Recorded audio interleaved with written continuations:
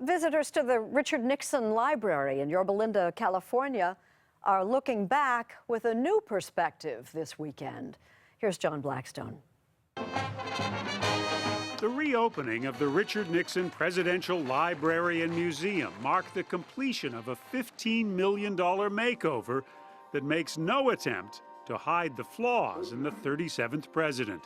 But the museum tells a deeper story, using interactive displays that Nixon's younger brother Ed appreciates. There's technology in here that's far advanced from what we had, sure. But we can't let the Reagan Library get ahead of us, you know. There's a replica of the Oval Office, a familiar place for Nixon's Secretary of State, Henry Kissinger, one of the opening day visitors. When I see the Oval Office and when we're here together, so many memories reoccur. For Nixon's eldest daughter, Tricia Nixon Cox, the museum is a place where the nation's history intersects family history. Here you are beside Bob Hope. Beside Bob Hope. This is one of the typical evenings.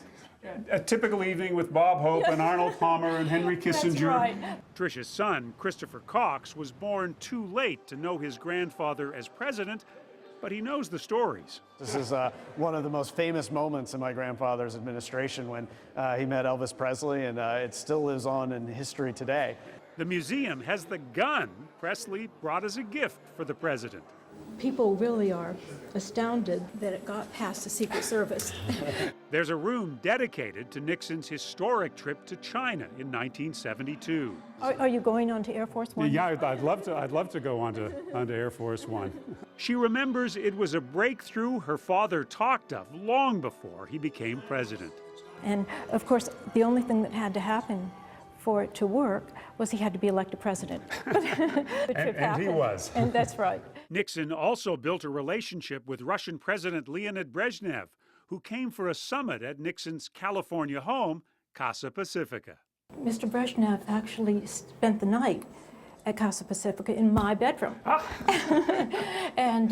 But I was actually staying with friends that night. So. Brezhnev slept here. That's right. All the highlights, however, lead to the long hallway documenting Watergate and resignation. It has to be a little painful to walk through this, see the headlines, see the...